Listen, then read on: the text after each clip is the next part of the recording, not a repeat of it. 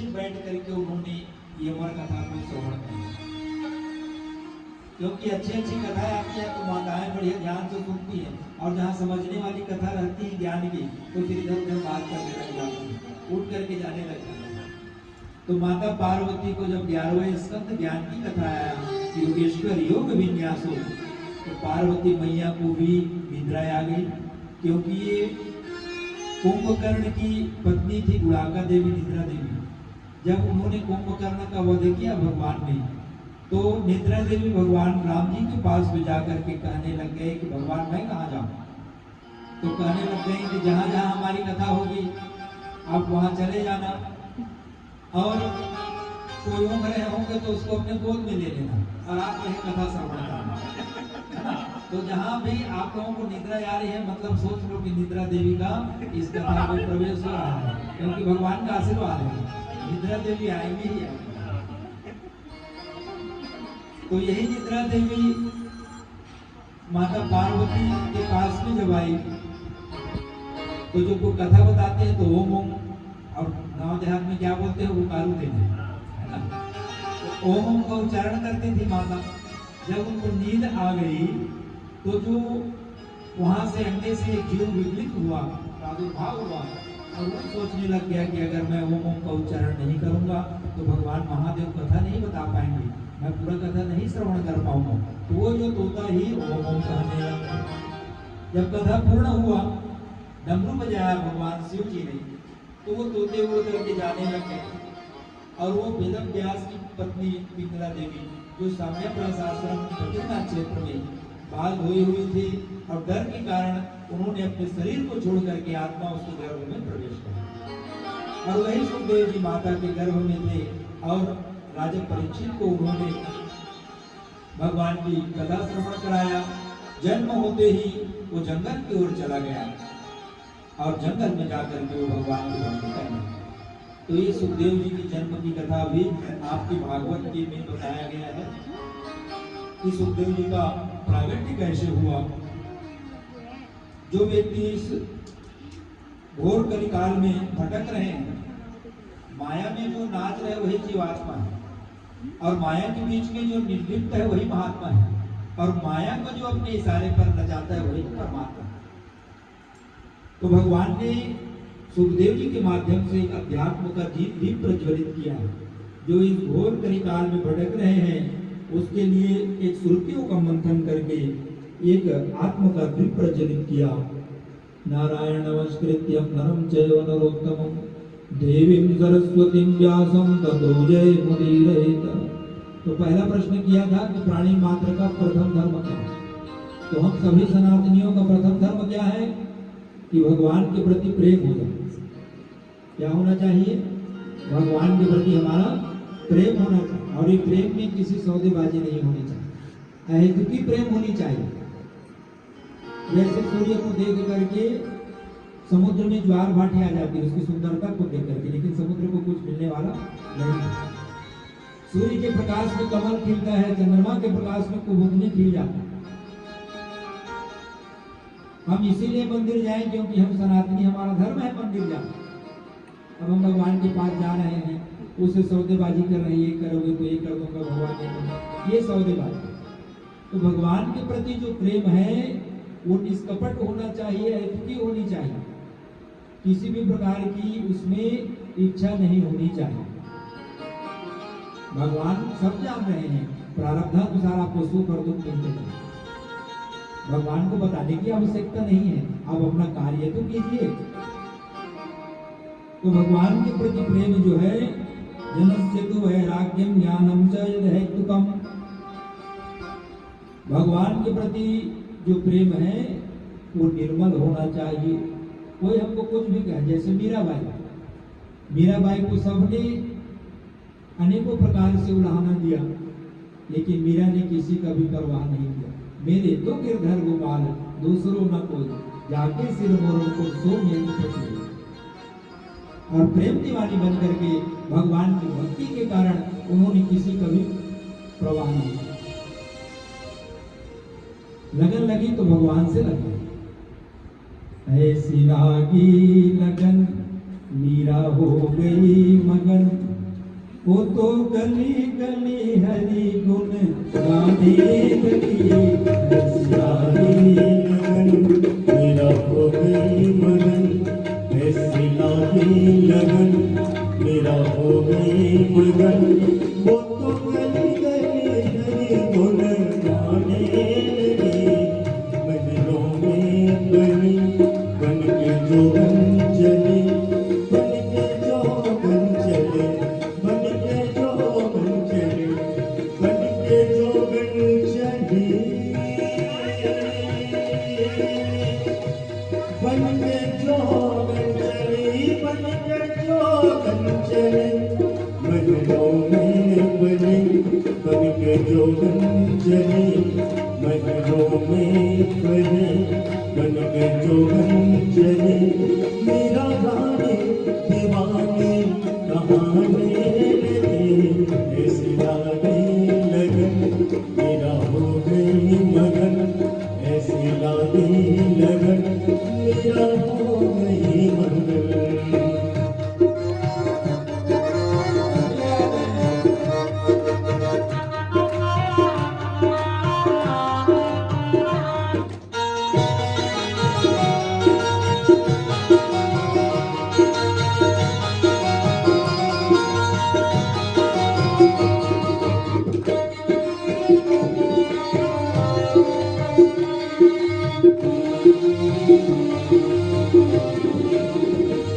कोई रोके नहीं, कोई टोके नहीं, मेरा गोविंद गोपाल गाने लगे।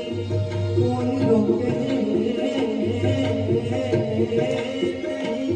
कोई टोके नहीं, मेरा गोविंद गोपाल गाने लगे। बैठी संतों के संग रंगी मोहन के रंग, मेरा प्रेमी प्रीतम को मनाने लगे। वो तो गली गली गली गली बोले गाने लगे, ऐसी लागी लगन मेरा हो गई मगन, ऐसी लागी लगन मेरा हो गई मगन। वो तो गली गली गली बोले गाने लगे, ऐसी लागी लगन मेरा हो गई मगन।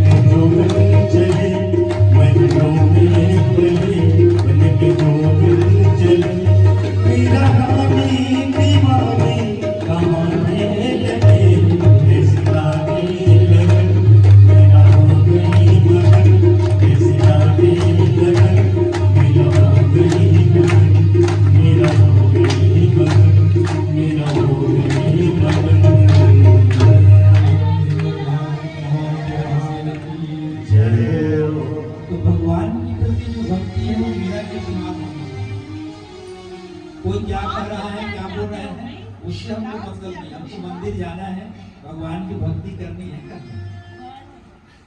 दूसरी बात यह है, मंदिर में पूजा करने के लिए जाते हैं तो श्रेष्ठ देवता कौन है? एक भूल जाते हैं, शिव की पूजा करें कि भगवान कृष्ण की पूजा करें कि गणेश जी की पूजा करें कि दुर्गा जी की। तो भगवान नारायण की जैसे कोई वृक्ष है, उसकी जड़ में जल देने से पूरी वृक्ष को जड़ पानी मिल जाता है। उसी प्रकार से भगवान गोविंद की, लड्डू गोपाल की पूजा करने से सभी देवताओं की पूजा मानी जाती है। एक साध है सब सद है और सब साधे सब जाए, एक को बना लो बस, तो सबकी पूजा मानी जाती है। एक गोपाल जी को भोग लगा लो, स्नान करा लो, गोपाल जी की सेवा कर लो, तो सभी भगवान का पूजा का फल आप सबको प्राप्त होगा। तीसरी बात है, अगर भगवान का जन्म हुआ है तो भगवान के 24 अवतार हुए। प्रथम अवतार सनक सनंदन सनातन सनत कुमारी ब्रह्मा के मानस पुत्र, और दूसरा अवतार जब हुआ भगवान का, जब रसातल में पृथ्वी को हिरण्याक्ष ने ले गया था तो भगवान ने वराह का अवतार लिया। भगवान का तीसरा अवतार नारद जी के रूप में हुआ। नारद भी भगवान का ही अवतार है। भगवान का चतुर्थ अवतार है नर नारायण। भगवान जी बद्रीनाथ क्षेत्र में तपस्या कर रहे हैं, वो भी भगवान का ही अवतार। भगवान का जो पंचम अवतार है कपिल नारायण भगवान, देवहूति और कर्दम जी के गर्भ से भगवान का ज्ञान होता है। कपिल नारायण भगवान का प्रागट्य हुआ। भगवान के जो छठे अवतार हैं दत्तात्रेय भगवान, दत्त भगवान, अत्रि और अनुसुईया के पुत्र के रूप में भगवान का प्रागट्य।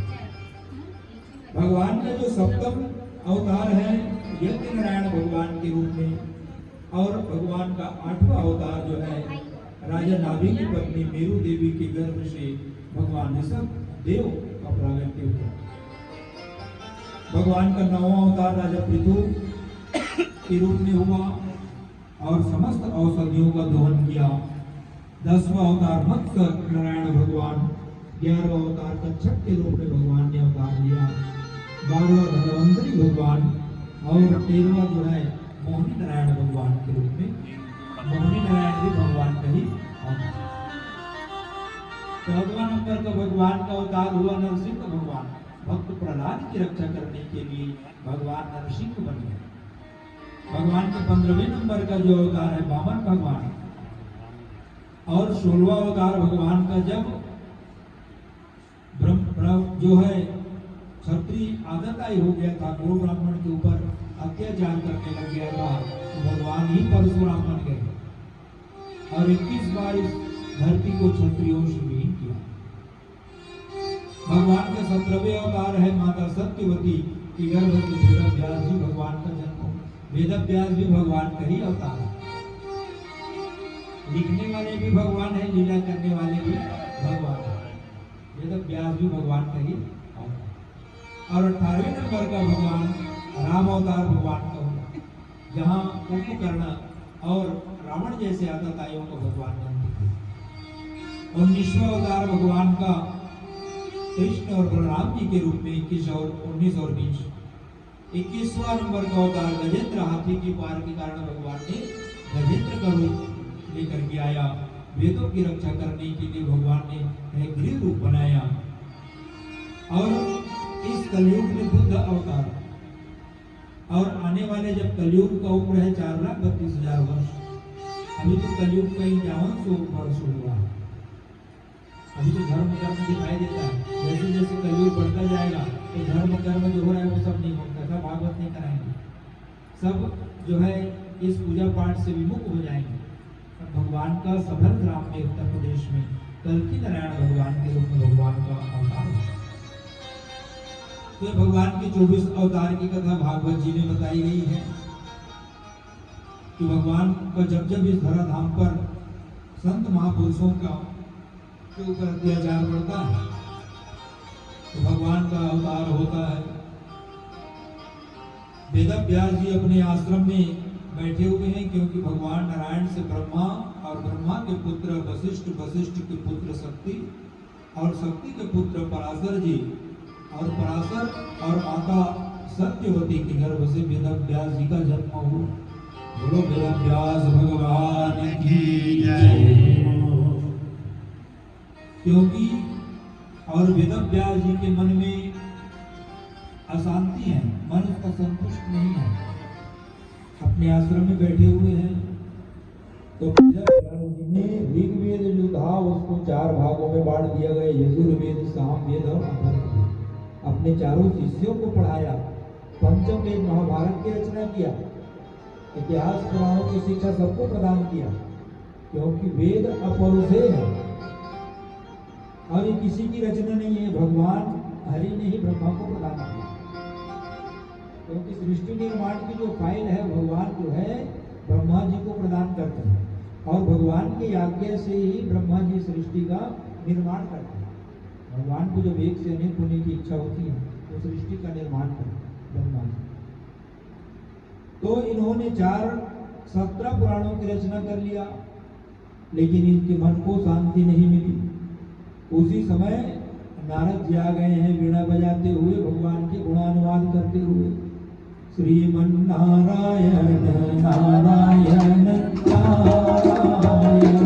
श्रीमन्नारायण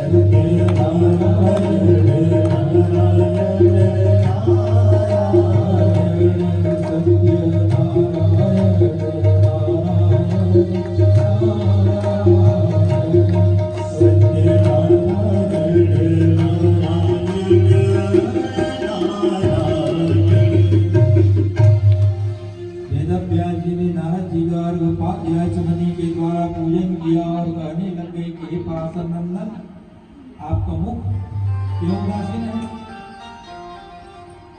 तो कहने लग गए कि नारायण जी मैंने 17 पुराणों की रचना किया, लेकिन मेरे मन को शांति नहीं मिल रही। तो कहने लग गया कि तुमने 17 पुराण की रचना तो किए हो, लेकिन भगवान के मधुर मधुर चरित्रों का गुणानुवाद नहीं गाए हो। भाई तुमने महाभारत की रचना कर दिया और महाभारत की रचना में जो उसका नायक था उसको अर्जुन को बना दिया और भगवान कृष्ण को उसके सारथी बना दिए। जब अर्जुन को बाएं तरफ जाना रहता था तो भगवान के बाएं कर्ण को अपने पैरों से स्पर्श करता था, दाहिनी तरफ जाना रहता था तो दाहिनी कर्ण को स्पर्श करता था, और रथ को रोकना रहता था तो दोनों पैर को भगवान के कंधे के ऊपर अर्जुन स्पर्श करता था। तो इतने बड़े 1 लाख श्लोकों की महाभारत की आपने रचना किया और भगवान कृष्ण को आपने रथ के नीचे बिठा दिया। हर एक प्रकार की सेवा भगवान कृष्ण उस सारथी के रूप में करता था, रथ को सजाता था, घोड़े को हाँकता था, चारा खिलाता था। इसीलिए वेदव्यास जी मुझको देखो, मैंने भगवान की गुणानुवाद गाया। अहम पुरादित भवे भवम मुने भाष्यस्तु काश्चित् वेदवादिनाम। मैं पूर्व जन्म में दासी का पुत्र था। नारद जी अपना पूर्व जन्म बताने लग गए। और मेरी माता जो है संतों के आश्रम में जाकर के सेवा करती थी, लिखती थी, बहाती थी, जूठे बर्तन धोती थी, संतों के कपड़े धोती थी। मैं संत महात्माओं के लिए पुष्प लाता था। और कुछ दिन के बाद में जब चातुर्मास करने के लिए संत आए तो कीर्तन करता था, तो मैं भी ठुमक ठुमक करके उस कीर्तन में नाचता था। और संत जब जाने लग गए तो मैं भी कहने लग गया कि बाबा मैं भी आपके साथ में जाऊंगा। तो कहने लग गए कि बेटा तुम अपनी माता के इकलौते पुत्र हो और तुम चले जाओगे तो तुम्हारी माता का देखभाल कौन करेगा। तो उन्होंने मुझको गुरु दक्षिणा दिया, कंठी धारण कराया और मंत्र दिया, ओम नमो भगवते तुभ्यं वासुदेवाय धीमहि प्रद्युम्नाय अनिरुद्धाय नमः संकर्षणाय च। ये वासुदेव गायत्री। तो मैं इस माला का जाप करता रहता था और मैं सोचने लग जाता कि मेरी माता कब मरेगी तो मैं भगवान का भजन करूं। मेरी माता को चिंता होगी कहीं बाबा ना बन जाए। आज सब चीज बन जाए लेकिन बाबा के करतूतों को देख करके माताओं को ये लगता है कि कहीं बाबा ना बन जाए। तो कहने लग गई कि बेटा मैं तुम्हारा विवाह करा दूंगा। तो मेरी धड़कन और तेज हो गई। मैं तो माँ के मरने का इंतजार कर रहा था, नहीं मेरे विवाह कर देंगे तो पत्नी के मरने का मेरे को इंतजार करना पड़ेगा, तो भजन कब करूंगा मैं। तो भगवान की विशेष मेरे ऊपर अनुग्रह हुआ। और एक दिन गाय दोहन करने के लिए जब मेरी माता जा रही थी ना तो उसकी पैर एक सर्प के ऊपर पड़ गया और सर्प के काटने से मेरी माता की मृत्यु हो गई। मैंने दुनिया को दिखाने के लिए आंसू बहाया लेकिन मन से मैं प्रसन्न था कि मेरी माता मर गई। अब मैं जाकर के मैं भजन करूं। मैंने अपनी माता का क्रियाकर्म किया और जो संत महात्मा उत्तर दिशा की ओर गए हुए थे तो मैं उस दिशा की ओर गया। देखो कभी कभी भगवान हमारा मनोकामना को पूर्ण नहीं करता है, इसमें भी हमारी अच्छाई छिपी है। तो लगता जरूर है कि भगवान ने किया नहीं, लेकिन उसमें भी हमारी अच्छाई छिपी रहती है। एक राजा और एक मंत्री था, तो मंत्री हमेशा यही कहता था कि भगवान जो करते हैं अच्छा करते हैं। एक दिन राजा की उंगली कट गई तो उसका तो कहने का अर्थ था भगवान जो करता है अच्छा करता है। तो उसने फिर कहा कि भगवान जो करता है अच्छा करता है। तो राजा को गुस्सा है, मेरा उंगली कटा है, रक्त बह रहा है, हर ये बोल रहा है अच्छा कर रहा, अच्छा हुआ। इस मंत्री को जेल में डाल दो, बोले जेल में डाल दिया गया। अब राजा शिकार खेलने के लिए जब गया तो एक डाकू जो था वो राजा जब अपने रास्ता भटक गया तो बलि देने के लिए राजा को ही ले गए, बड़े स्नान कराया उनको। और जब बलि देने वाला था तो हाथ में पट्टी लगा हुआ था, तो जो अपंग रहता है उसको बलि नहीं देते। तो राजा को छोड़ दिया गया, जाओ भैया तुम्हारा बलि नहीं हो सकता। तो राजा सोचने लग गया मेरा मंत्री जो कहता है भगवान जो करता है अच्छा करता है, मेरा हाथ कटा तो अच्छा हुआ कि हाथ मुझको छोड़ दिया गया। तो उस मंत्री को बुलाओ, बोले मंत्री को बुलाया गया। बोले भैया कि आपको तो भगवान जो करता है अच्छा करता है, तो मेरे लिए तो अच्छा हुआ कि मेरा हाथ कट गया तो आज मुझको छोड़ दी, लेकिन तुम्हारे लिए अच्छा कैसे हुआ। तो बोलने लग गया राजा साहब शिकार खेलने के लिए मैं आपके साथ जाता था और आज अगर आप मुझको जेल में बंद नहीं किए रहते तो मैं आपके साथ जाया रहता और आपका बलि नहीं होता, मेरा बलि नहीं रहते। तो मेरे लिए भी तो अच्छा हुआ कि मैं जेल में चला गया। तो भगवान जो भी करता है अच्छा ही करता है। हमको लगता जरूर है कि भगवान ने जो कुछ किया तो भगवान ने मेरी मनोकामना को पूर्ण नहीं किया। एक समय नारद जी जब विश्व मोहिनी के स्वयंवर में जब गए और विश्व मोहिनी के स्वयंवर में गया तो भगवान से अपना रूप मांगा, आप अनुरूप दे हो प्रभु मोहि, अपना रूप दीजिए ताकि मैं भी अपना विवाह करूं। लेकिन भगवान ने क्या किया, उसको बंदर की आकृति प्रदान की, क्योंकि अगर नारद जी को मैं अगर अच्छा रूप प्रदान कर दूंगा इसका विवाह हो जाएगा तो ये तो माया मोह में बंध जाएगा। जब वो विश्व मोहिनी के स्वयंवर में गया कि जे विधिनाथ हो यही तमोरा अब करहूं सुबह की दास मैं तोरा। नारद जी ने भी कहा कि जिस प्रकार से भी हो मेरा जहां अच्छा हो आप वही काम कीजिए, जब तब कछु न हो ही काला। और ये विधि मिले ही कवन विधि वाला, जो भी विधि से मिले, लेकिन भगवान ने उसको मरकट बदन भयंकर देखा। तो भगवान हमारी मनोकामना को पूर्ण नहीं करता है, कभी कभी तो उसमें भी हमारी अच्छाई छिपी रहती है। आज उत्तर दिशा की ओर गए हैं, संत महात्मा तो चले गए थे, एक सरोवर के तट पर नारद जी बैठे हैं और बैठ करके उन्होंने भगवान का ध्यान लगाया। तो भगवान की एक सावली सलोनी सूरत उनके हृदय में दिखाई दिया और उसको कुछ क्षणों के बाद अंतर ध्यान हो गया। उस भगवान के श्री विग्रह को प्राप्त करने के लिए नारद जी तड़पने लग गया। तो आकाशवाणी हुई कि बेटा नारद, तुम्हारी जो भक्ति है अभी अधूरी है, तुम भगवान की और भजन करो। तो नारद जी ने वहीं पर भगवान की स्तुति किया। मन में है बसी अब चाहे प्रिय नाम तुम्हारा उचारा करूं, बिठला के तुम्हें मन मंदिर में मनमोहन रूप निहारा करो। ये शरीर मेरी मंदिर है और इसके हृदय में आपकी मूर्ति को मैं विराजमान किया हूँ। भर के दिगपात्र में प्रेम का जल, ये जो मेरी आंखें हैं उसमें प्रेम रूपी जो पात्र है, जल पात्र। भर के दिगपात्र में प्रेम का जल, पद पंकज नाथ पखारा करूं। बन के मैं तुम्हारा पुजारी प्रभु, नित्य आरती भव्य उतारा करूं। मैं तो आपकी पूजा करूं, मेरी तो यही इच्छा है। और जब इस सृष्टि भगवान में प्रलय आया, भगवान में विलीन हो गया, तो मैं भी भगवान से सृष्टि के साथ भगवान के उदर में समाहित हो गया। और जब मेरा दूसरा जन्म हुआ तो मैं एक दासी का पुत्र था, और संतों के आशीर्वाद के कारण मेरा जब दूसरा जन्म हुआ तो मैं दासी पुत्र, आज ब्रह्मा के मानस पुत्र। देखो सत्संग का प्रभाव, संतों का आशीर्वाद, जहाँ तक कहीं भी मैं जाता हूँ तो मेरी पूजा होती है। और भगवान ने मुझको ये वीणा प्रदान किया है, जिससे मैं भगवान के गुणानुवाद गाता रहता हूँ।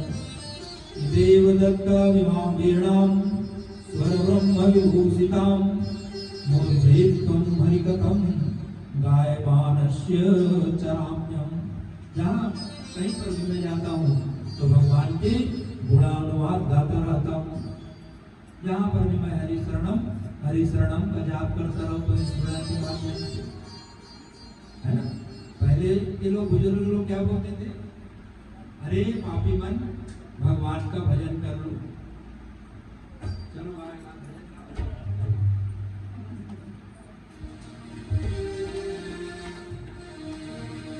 ओ पापी मन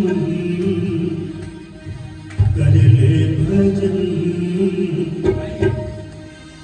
बाद में प्यारे पछताएगा जब पिंजरे से पंछी निकल जाएगा, जब पिंजरे से पंछी निकल जाएगा।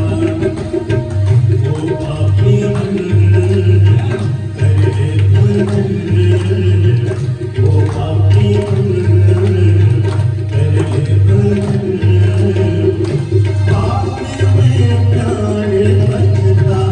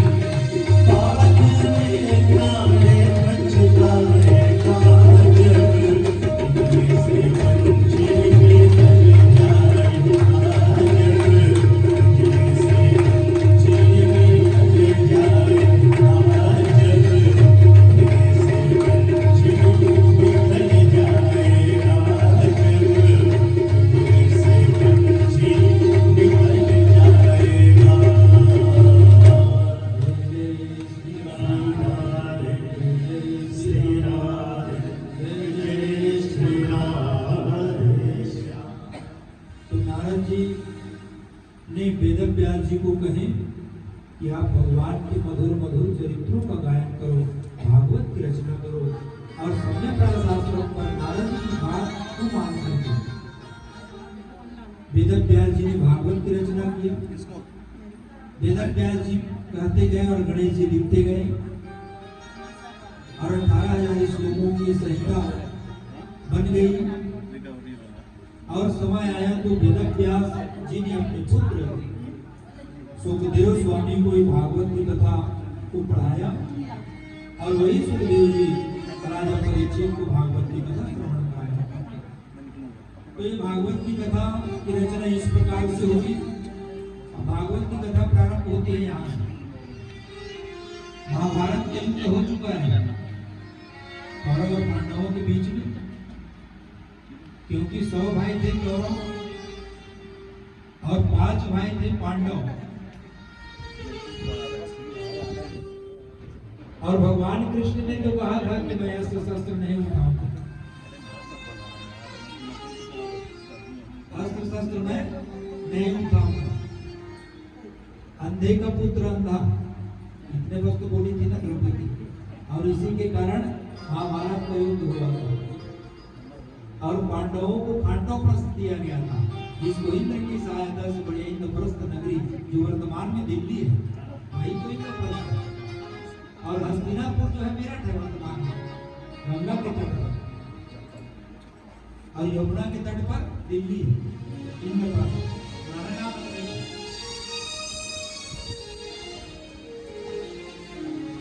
तो ये महाभारत का युद्ध हुआ।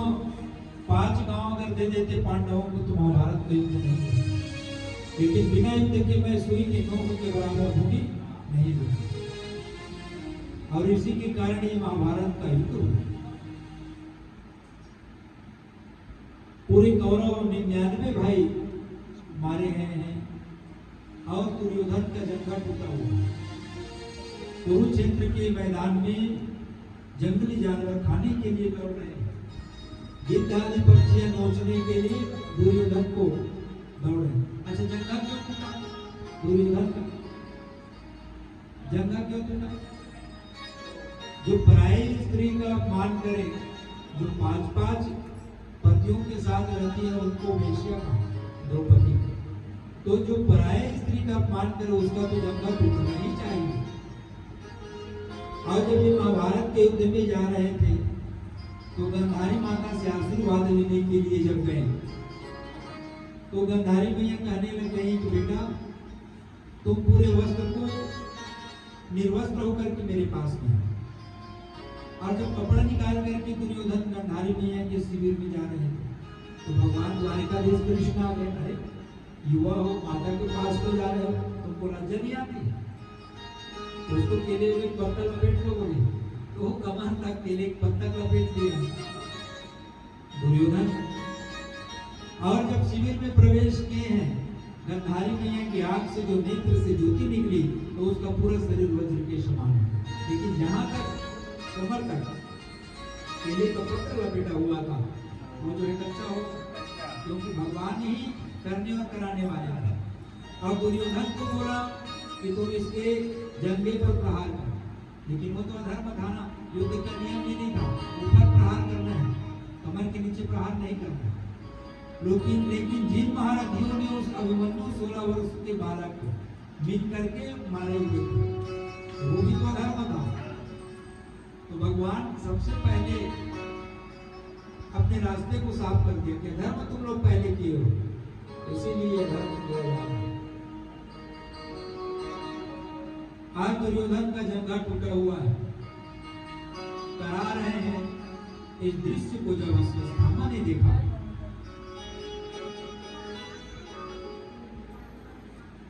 तो कहने लग गया कि मित्र, मैंने तुम्हारा नमक खाया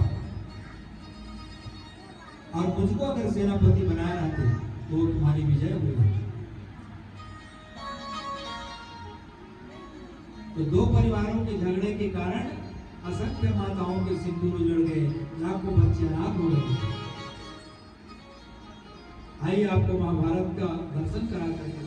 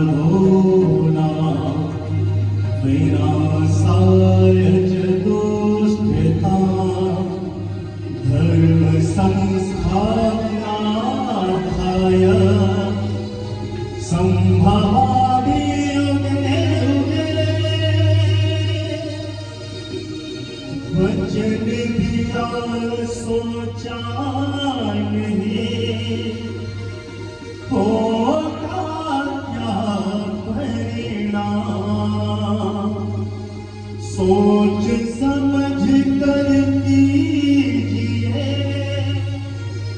जीवन में हर काम आस कह रही श्वास से धीरज धरना सी मांगे मिले मोती ना मांग मिले ना भीख सीख हम बीते युगों से नए युग का करें स्वागत सीख हम बीते युगों से नए युग का करें स्वागत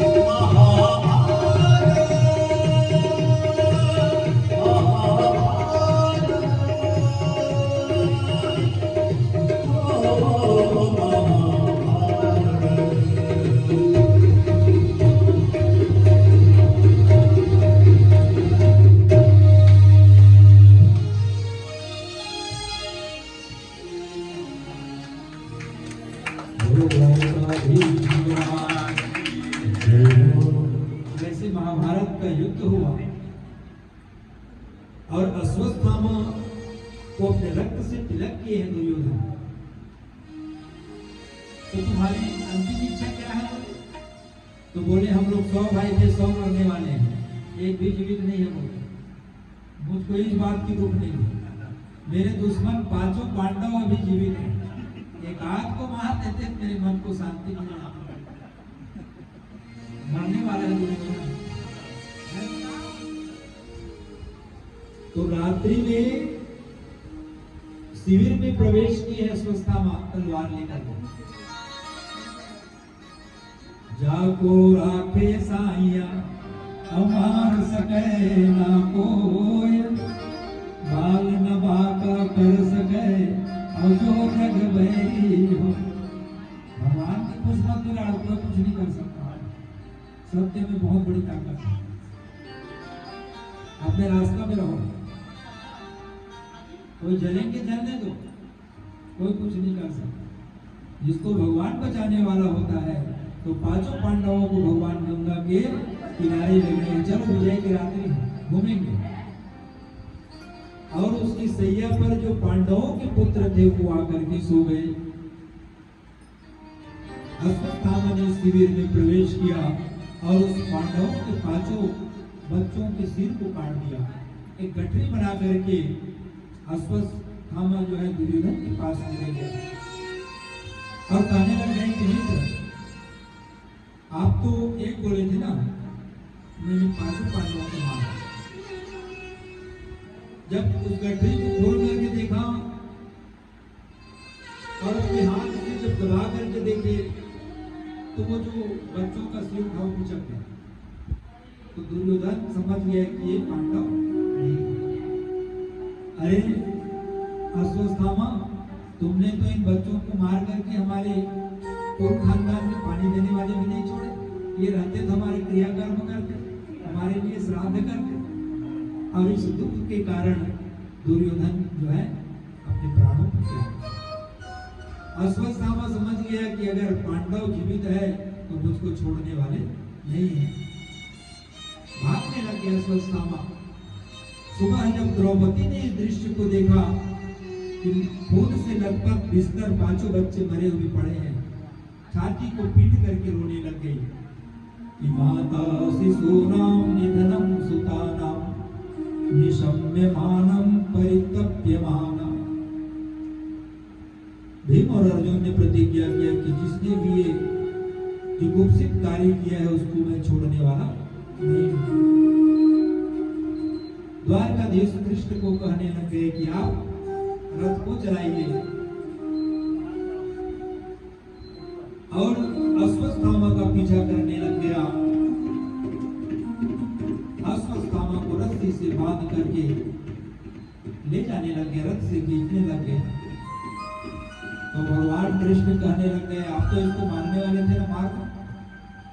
तो कहने लग गए, कृष्ण मैंने द्रौपदी को वचन दे करके आया हूं, मैं इसको द्रौपदी के पास में ले जाऊं।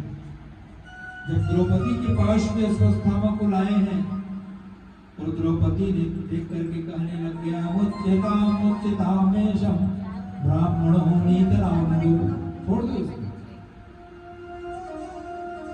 क्योंकि धर्म में जब पुरुष स्त्री को, बालक को, मतवाले को, कोई पागल है, कोई सो रहा हो, इसको जगाना नहीं चाहिए। धर्म ये करता है। और ये ब्राह्मण है, ब्राह्मण को मारना नहीं चाहिए, ब्रह्मत्य लगेगा। और ये ब्राह्मण ही नहीं है, ये आपके गुरु के पुत्र है। और गुरु का पुत्र गुरु के समान ही होता है। आत्मा भी जायते पुत्र, आत्मा पिता का आत्मा ही पुत्र के रूप में आता है। याद है इनके एहसानों को भूल गए द्रोणाचार्य जी के, जिन्होंने तुमको सर्वश्रेष्ठ धनुर्धर बनाया। एकलव्य में वो शक्ति थी, लेकिन अर्जुन सर्वश्रेष्ठ धनुर्धर है करके उनके मुझे को मांगा। अपने पुत्र तुमको अश्वत्थामा अपने पुत्र को उन्होंने श्रेष्ठ धनुर्धर नहीं माना। और इसकी माता कृपी जो अकेली है, और पुत्र का दुख क्या होता है उसको मैं जानती हूँ। मेरे 5 पुत्र मरे, इसीलिए इसको छोड़ दो। सब कहने लग गए, लेकिन भीम कहने लग गया कि सब छोड़ोगे तो छोड़ दो, लेकिन मैं इसको छोड़ने वाला नहीं हूं। और गदा लेकर के जब मारने के लिए हुआ तो द्रौपदी कहने लग गई छोड़ दो छोड़ दो। युधिष्ठिर को द्रौपदी की बात अच्छी लगी, क्योंकि आपत्ति विपत्ति में जो मित्र साथ दे, जो पत्नी साथ दे, वही तो धर्म पत्नी। धीरज धर्म पुत्र नारी, धीरज धर्म पुत्र और नारी।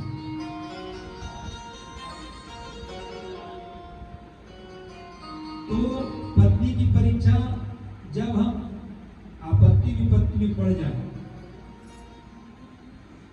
आपद काल परे कहूं चारों, आपत्ति भी चारों की परीक्षा है। मित्र को बोले भैया मैं आप विपत्ति में हो जाए थोड़ा सहयोग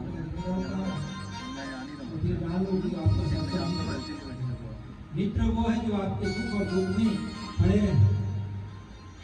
पत्नी धर्म पत्नी है, आपके सुख और दुख में खड़े रहे। जो पति को धर्म के मार्ग में ले जाए वो धर्म पत्नी। वैसे तो याद हो रावण की पत्नी मंदोदरी, ये सब धर्म पत्नी, पंचकन्याओं की गिनती हो। तो कहने लग गए कि इसको छोड़ दीजिए, और भगवान कृष्ण से पूछने लग गए कि कृष्ण आप बताओ क्या करना चाहिए। तो कहने लग गए ब्रह्म बंधून हंतव्यम आतता एव धारणम, आतंकवादी को छोड़ना नहीं चाहिए, घुस करके मारना चाहिए। जो आतंकवादी हो गया उसको छोड़ना भी नहीं चाहिए, लेकिन ब्राह्मण को मारना भी नहीं चाहिए। तो कहने लग गए कि दोनों बातें बोल रहे हैं, बताओ मारना है कि छोड़ना है। तो बोले अर्जुन ने भी तो गीता का ज्ञान प्रदान किया था। गीता का एक श्लोक याद आया, संभावित सचा कीर्ति मरणादत रिच्यते। संभावित जो महापुरुष है उसको मारना ही मारना नहीं होता है, अपमान कर दो तो उसको मरण के समान है। तो जब जब याद करेगा तो मरने के समान ही है। यद्यपि जग दारुण दुख नाना, सब ते कठिन जाति अवमाना। अश्वत्थामा की जो शीश पर एक मणि लगा हुआ था बालों के बीच में, तलवार की नोक से अर्जुन निकाल दिया, रक्त प्रवाहित होने लग गया और अश्वत्थामा को धक्के मार करके उस शिविर से बाहर कर दिया गया, अपमान किया गया।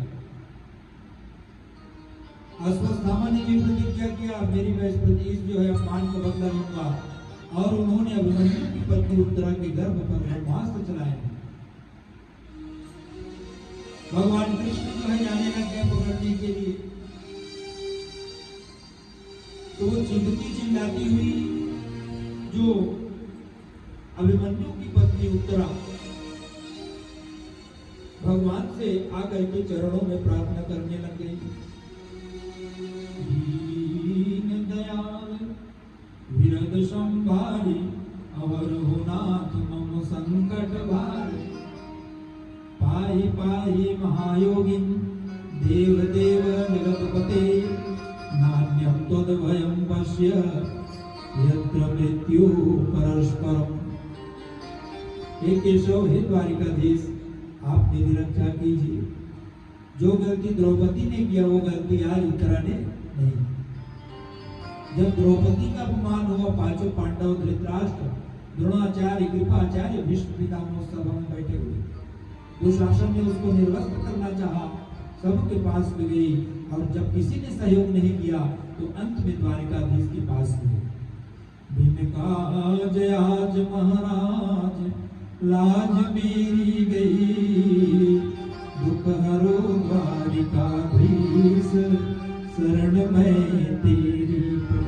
तो भगवान ने साड़ी अवतार ले लिया। नारी बीच साड़ी है कि साड़ी बीच नारी है?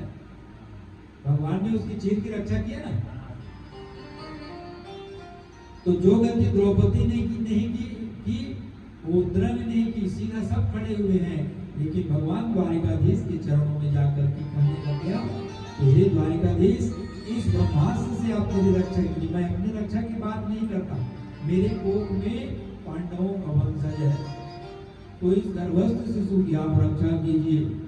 तो भगवान ने छोटे से रूप बनाया, कामम घर तुम्हारा था मामे गर्भ निपत्यताम, अंकुष्ट का रूप बनाया, शंख चक्र गदा लेकर के उत्तरा के गर्भ में प्रवेश किया और उस ब्रह्मास्त्र से उस बालक की रक्षा की।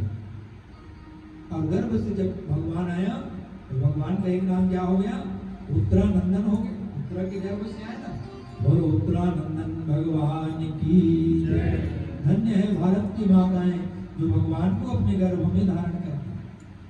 जिस धरती पर खेले गौतम राम कृष्ण बलराम, मेरे देश के माटी तुमको सौ सौ बार प्रणाम। ये भारत की भूमि है, यहाँ भगवान का 24 अवतार हुआ है।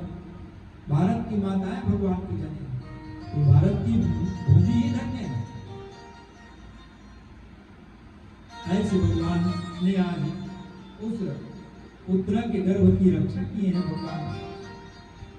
भगवान जब पांडवों को विजय दिला करके जाने लग गए तो कुंती मैया आई है और कुंती मैया आकर के भगवान के चरणों में प्रणाम करने लग गए कि हे कृष्ण, बार बार बुआ जी कह करके आप बुला देते हैं और आप भगवान हैं।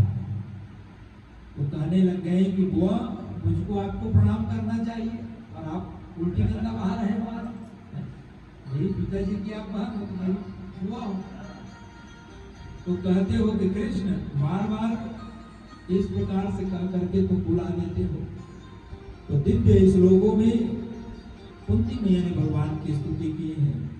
नमस्ते पुरुषं त्वाद्य ईश्वरं प्रकृते परम, अलक्ष्यं सर्वभूतानां अंतर्बहिर्वस्थितं, माया जवनिकाच्छन्नां मज्ञानोधक्षव्ययं, न लक्ष्यसे मृडधरा नटो नाट्यधरोधा। कृष्णाय वासुदेवाय देवकी नंदनाय च नंदगोपकुमाराय गोविंदाय नमो नमः। नमः पंकजनाभाय नमः पंकजपादिने नमः पंकजनेत्राय नमस्ते पंकजाग्रहे। दिव्य स्तुति की है कि कृष्ण आप तो अणु में कण कण में विद्यमान है, लेकिन आपकी माया को कोई नहीं जान सकता।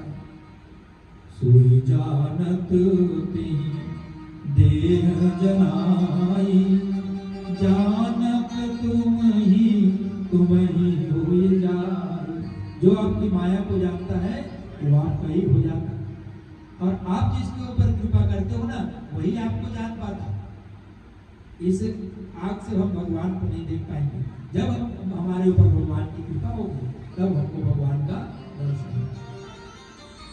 कुंती मैया स्तुति करने लग गई, कहाँ तक बताऊं, जो कृपा आपने मेरे ऊपर किए हो ना वो तो आप अपनी मैया देवकी के ऊपर भी नहीं किए। तो कहने लगे कैसे हुआ? तो ये बताइए, आप लोग 8 भाई बहन थे, 6 को कंस ने मार दिया, 2 जने बचे हो आपको, कृष्ण और बलराम, और मैं विधवा स्त्री हूं, और मेरे 5 पुत्र हैं और 5 इतने बड़े महाभारत के युद्ध में 5 के 5 जीवित हैं। तो जो कृपा आपने मेरे ऊपर किए हो ना वो तो आप अपने मैया देवकी के ऊपर भी नहीं किए हो। हिडिंबासुर, जटासुर, विष्णु पितामह, द्रोणाचार्य, कहाँ तक कहें कि भीम को जहर वाले लड्डू खिलाया गया था। छोटे थे तो भीम बलवान था, कौरव जब ऊपर में चढ़ते थे पेड़ में, तो जब पेड़ को हिलाता था तो जैसे कोई फल गिरता है वैसे सब गिर जाते थे। तो द्वेष के कारण उसको जहर वाले लड्डू खिलाया गया, और बेहोश जब हो गया तो उसको गंगा जी में बहा दिया गया। वहाँ वासुकी नाग के द्वारा समुद्रों का कुंड था, और जब बताए कि मैं कुंती मैया का पुत्र हूँ तो कहने लगे कुंती तो हमारी बेटी है, नागों के पुत्र कुंती, और इस नाते से नाना जी हो गए। तो जितने भी समुद्र का कुंड था सब कुंड को जो है भीम को दिया गया, पीने लग गया। और जब उस गंगा जी से आया तो 10,000 हाथियों को बल भीम ने, तो जो उसके लिए बुराई करने के लिए गया था तो उसके लिए तो अच्छा हो गया। गरल सुधारिपु करहि मिताहि, अवधूत सिंधु अनल सुखलाई। भगवान की जिसके ऊपर कृपा होता है तो विष भी अमृत बन जाता है। कब? जब भगवान की कृपा होती है। तो जो कृपा आपने मेरे ऊपर किया वो तो आप अपने मैया के ऊपर भी नहीं किया। और मैंने एक बात आपसे मांगना चाहता हूँ, इन आपत्ति विपत्ति में आप हमको दर्शन देने के लिए आते हो, तो कुंती मैया ने जो मांगा वो हम कोई नहीं मांगना चाहते। आप लोग क्या मांगते हो? सुख संपत्ति घर आवे और कष्ट मिटे तन का असर। और द्रौपदी और कुंती मैया ने क्या मांगे? विपदा संत न सस्व तत्र तत्र जगत गुरु भवतो दर्शनम स्याद पुनर्भव दर्शनम। मुझको विपत्ति घेरे रहे, विपत्ति घेरेंगे तो आपका दर्शन होगा। जब विपत्ति घेरता है तो आप दर्शन देने के लिए आते हो। तो धन्य है वो विपत्ति जो भगवान का दर्शन करा दे। हनुमंत विपत्ति प्रभु सोई, और जब तब सुमिरन भजन न हो। जब भगवान की भजन नहीं हो रहा है वही हमारे लिए विपत्ति है, और जब हम भगवान को याद कर रहे हैं वही हमारा धन है। विपदा संतन सस्व तत्र तत्र जगत गुरु भवतो दर्शनम अस्याद पुनर्भव दर्शनम। मुझको विपत्ति घेरे रहे। तो भगवान को विपत्ति देने वाले नहीं है कि जो आनंद सिंधु सुख भगवान तो सिंधु सुख राशि है, सी करते त्रैलोक सुपासी। जो सुख धाम राम अस नामा। भगवान तो आनंद को प्रदान करने वाले हैं। भगवान कहने लग गए, बुआ आपकी इतनी अच्छी अगर भावना है तो हमारा द्वारका जाना कैसे। और कुछ दिन भगवान पांडवों के साथ में रहे। एक दिन युधिष्ठिर का मुंह लटका हुआ है, कहने लग गया, केशव मैंने राज्य की लालच के कारण अपने ही परिवारों को मार दिया। तो समस्त पांडव परिवार को लेकर के भगवान जो है उस कुरुक्षेत्र के मैदान में गए, जहाँ 54 दिनों तक भीष्म पितामह बाणों के शैया पर लेटा। जाकर के जब गए हैं तो कहने लग गए, क्योंकि वहां तो बहुत सारे सैनिक थे उसकी देखरेख करने के लिए।